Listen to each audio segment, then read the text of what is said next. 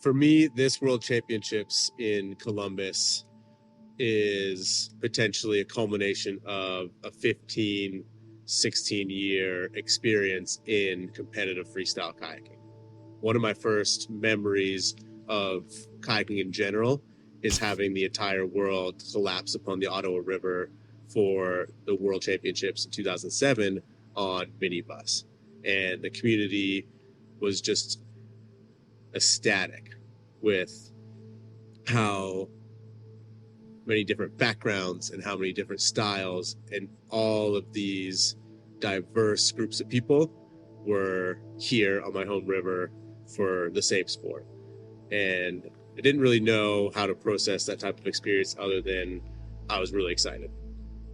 In 2009, again, I was just too young to compete, really getting into freestyle kayaking for myself and traveling to Thun, Switzerland to support my brother on a smaller wave. It was cool to see that whole community come together again.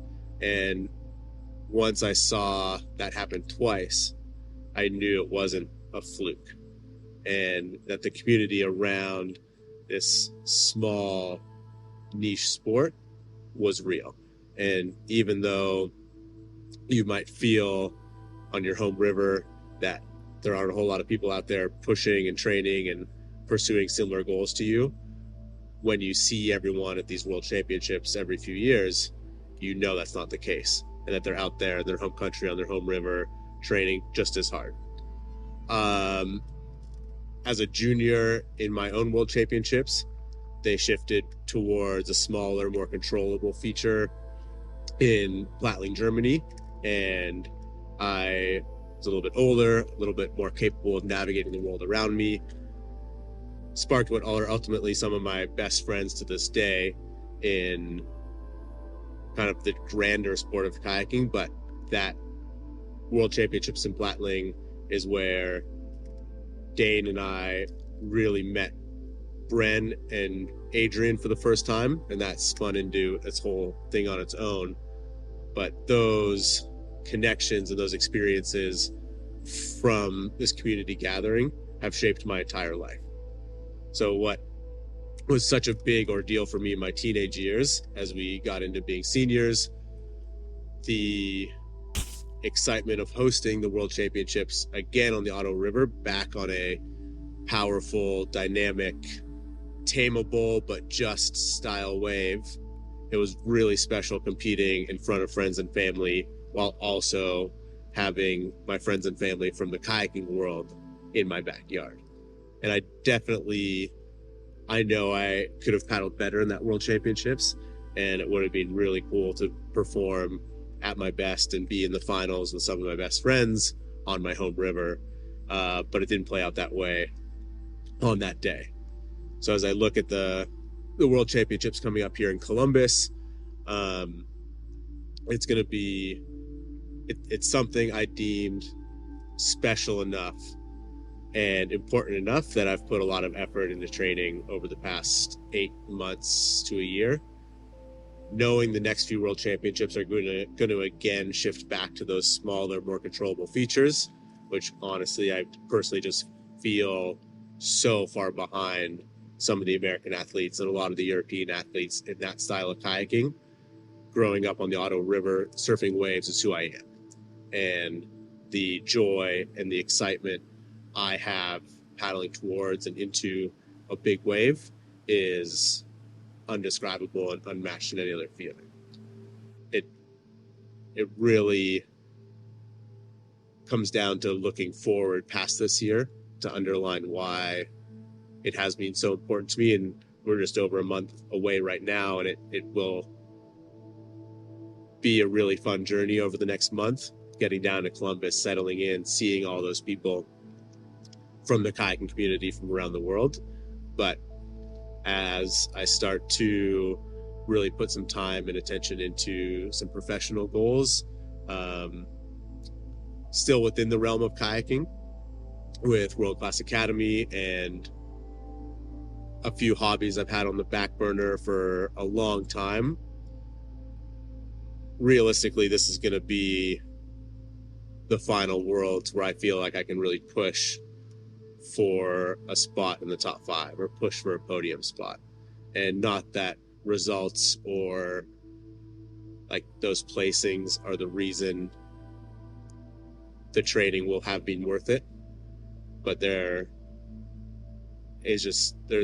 something magical about being able to perform at my best when it really matters that I haven't done before in these bigger style competitions, that this year I feel prepared and relaxed and experienced, and I have a lifetime of wave expertise under my belt from growing up in the Ottawa. And even though these world championships won't be here, I feel like my home will be with me in Columbus, and it's going to be the first worlds where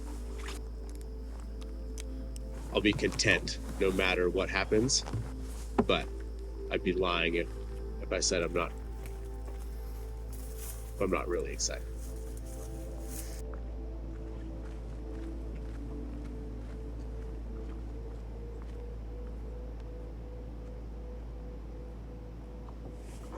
Early, beautiful sunny morning, and just gonna go for a little session.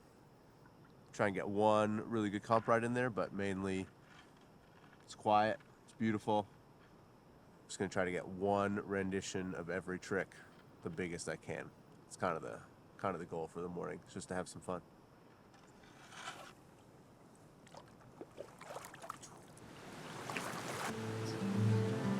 I think you look around the landscape of amateur, semi-professional, professional sports, and you have a wide range between team sports, individual sports, Olympic sports. But kayaking in particular, everyone lining up for their rides in Columbus next month is more than a freestyle kayak. They all are doing something in the background in addition to training for the World Championships that not a whole, especially in today's day and age of instant access media, that not a whole lot of people know about.